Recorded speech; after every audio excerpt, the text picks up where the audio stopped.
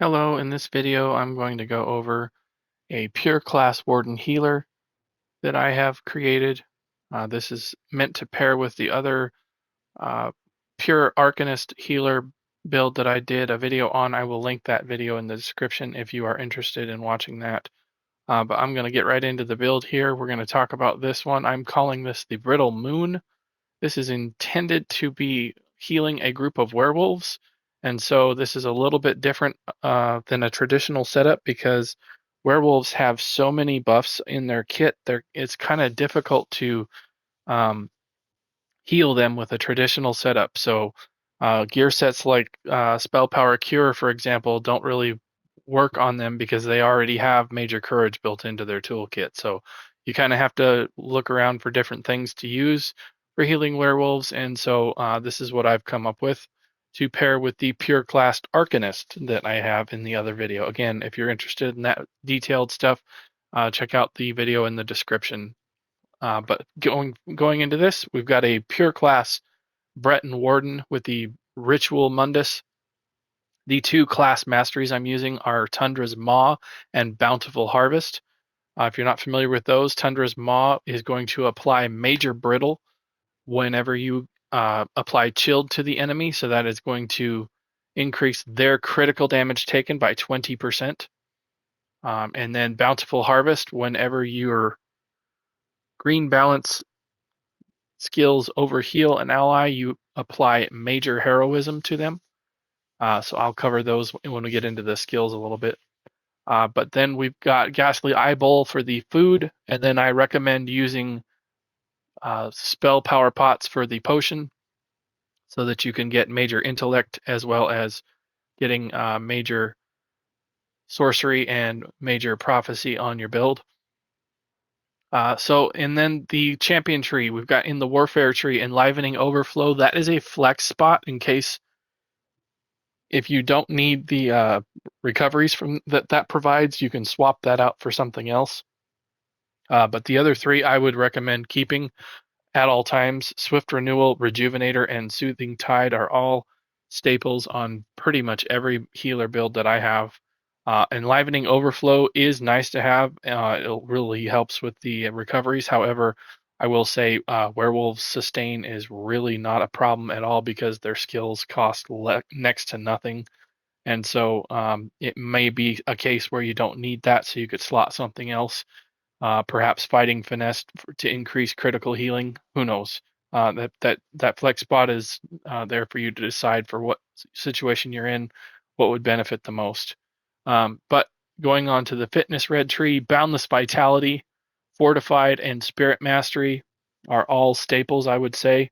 And then Celerity is kind of a flex spot. I have that there for just the movement speed that it helps with. Um, it's really nice to have that extra movement speed, I think. And then the crafting green tree is purely optional. The only thing that you're going to really feel in a trial situation is probably the Steed's Blessing helping you get in between ad pulls and stuff like that. When you're not in combat, the Steed's Blessing will kick in and increase your movement speed there. But other than that, you're not going to notice anything from that. So getting on to the gear sets, I'm going to go over the gear sets in the actual screen here so that I remember to talk about the gear traits and everything. Um, so I have the Timeless Blessing Restoration Staff on the front bar here. This is just going to help with sustain when you cast Combat Prayer. This is kind of just a flex arena weapon. You could also use the Maelstrom Arena Restoration Staff if you wanted to. Um, This will give you Magicka back whenever your Radiating Regeneration critically strikes, which could happen quite a bit. So it's just kind of a resource regenerator there. I am not using Illustrious Healing on this build, so that's why I don't have the Grand Rejuvenation Resto staff on here. But to get back into the gear stuff here, um, this basically just makes your spells cost 21% less after casting combat prayer, so it's kind of a nice way to help with sustain, making your spells cost less. So that is a powered Asylum's Restoration Staff with a weapon damage glyph. And then I've got Powerful Assault on the back bar with an infused weakening glyph. This is an ice staff, and this is there to help with procking brittle, or I should say chilled, on the back bar, as well as giving defense and all of that. I've gone over why I use ice staffs on a healer in another video. If you're interested in that, check out my healer playlist. I will put that in the description if you're curious about that stuff. I have a Light Divines Ozezan the Inferno monster set. This will give your group 4,272 armor when you overheal them for 1.1 seconds. So if you're keeping a bunch of heal over times on, this armor is going to stay up pretty much all the time, because you're going to have heals ticking every second, and that's not going to drop off. If you heal your ally, it switches to minor vitality. So the really quick caveat on that, the overheals grant the armor. If they're not at 100% health, then they're going to get minor vitality, which increases their healing taken by 6% until they get up to full health, and then it will switch back over to the armor. So that's how this monster set works. And if you're not familiar with this, this comes from Veteran Scrivener's Hall. If you don't want to run the dungeon on Veteran, then you can keep an eye out for this monster set to be available in the weekend golden vendor in Cyrodiil. Sometimes it could be available there for purchase, and then you always have to purchase the shoulder pieces from the Undaunted vendor. It's not available in the dungeon, or you can also possibly get the shoulder pieces in Cyrodiil as well if it comes up for availability, although that is a rotating inventory, so you have to check it every weekend. So keep that in mind. So all of my armor pieces are light and divines, and they have magicka glyphs on them, just to cover that so that we can move quicker here. Gardener of Seasons, this is the Infinite Archives gear set for the Warden that is tied to the Green Balance healing skill line. So you get 4% healing done, 129 magicka recovery, then you get a line of weapon damage. It's going to increase your healing done with that. And then when you overheal with your Green Balance skills, you provide Minor Heroism to your group for 3 seconds. So as long as you keep your heal over times with the Green Balance up, then this should stay up 100%. If you happen to cast a Green Balance heal while you are bracing, that will consume the Herald of Spring and then change it to Harbinger of Fall, and then it is going to inflict major cowardice on the enemies and provide minor vitality to your allies. So minor vitality is already going to be provided here if they need it. And I would just recommend that you don't try and activate the Harbinger of Fall. I think the Herald of the Spring is a much more valuable thing to have, because if your DPS are running the Shattered Path Signet, they are inflicted with minor timidity, and so minor heroism is going to counteract that very easily. So that is what I would recommend, is to try to keep the Herald of the Spring on by just overhealing and trying not to block and consume it. So if you're curious of what that looks like, when you're just healing in combat, it doesn't look like anything, but if you happen to brace and then cast it, then it puts out these little roots, I guess is what you would call them, just like that. So that's what Harbinger of Fall looks like. Okay, so back to the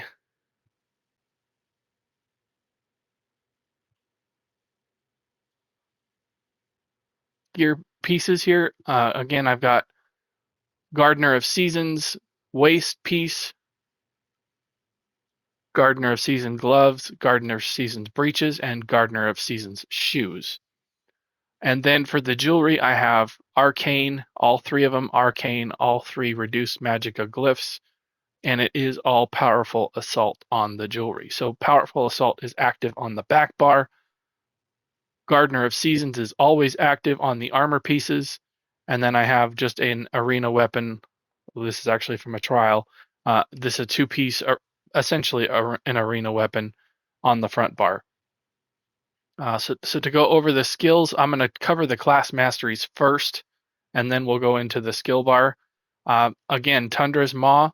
When you apply Chilled to an enemy, you also apply Major Brittle for 2 seconds. So as long as you can apply Chilled pretty frequently, then you can keep up Major Brittle. This is going to increase your team's critical damage done essentially by 20%. So it stacks with Major Force. So if you also have Major Force in your group, this will stack with Major Force, and you will get an increase of critical damage of 40% with those two buffs. So this is an actual debuff that goes on the enemy. It's not a buff that gets applied to your group. So you actually have to inflict an enemy with Chilled, and then they will get a Major Brittle for 2 seconds. Then the other mastery that I'm using is Bountiful Harvest. Whenever you're so this is a rank 2 of Nature's Gift that grants your group Major Heroism for 3 seconds and an additional 125 Magicka and Stamina recovery up to once every 2 seconds. So that's pretty much how recoveries tick anyway. So it's basically just 125 for every time the Nature's Gift activates. So if you're not familiar with Nature's Gift, that is a passive in the green balance skill line. And basically what it says is whenever you overheal yourself or an ally with a green balance ability, you gain Magicka and Stamina up to once every second. So when you do this, the class mastery Bountiful Harvest also gives your group recoveries, and then you also give them Major Heroism. So to keep track, so far,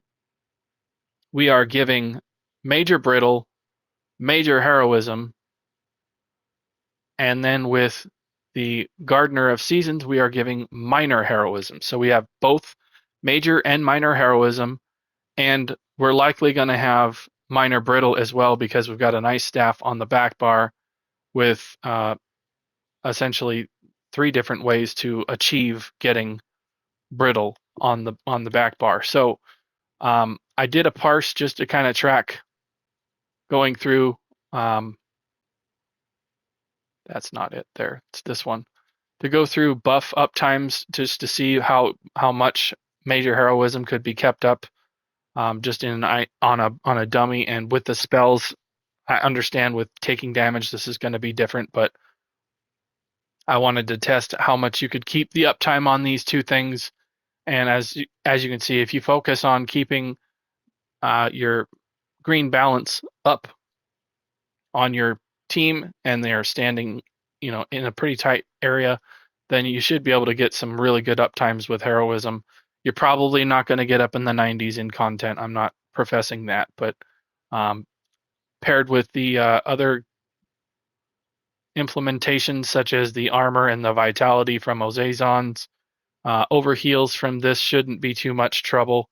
And again, if you're keeping the heal over times in place, then it should be not a problem. So let's go over the skills now that we've done the class masteries. So on the front bar, I have Budding Seeds. This is from the Green Balance skill line. This is a very, very powerful skill. This heals instantly when it ends, and it also gives your group a synergy. If they want to pop the synergy and get the instant bloom, it has a heal over time. And then if you cast it again, it will bloom instantly. And so it's also extremely cheap to cast, as you can see.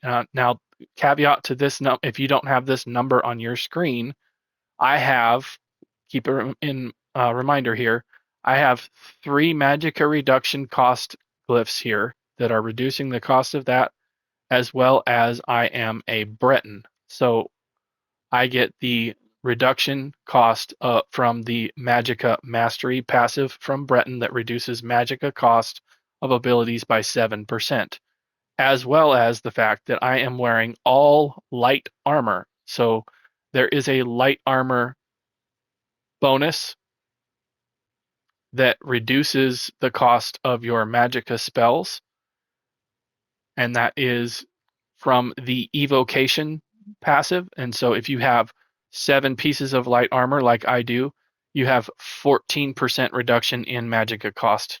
So that is how I get my Magicka spells down as low as I have them. So just a quick side step there just to explain that in case you're curious as to how I've gotten this to be this cheap. That's how I've done it.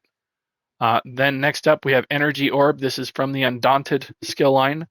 This is the Necrotic Orb morph to the healing morph of Energy Orb. And then next up we have Enchanted Growth. This is just here to kind of help burst heal and give your group some minor recoveries if needed.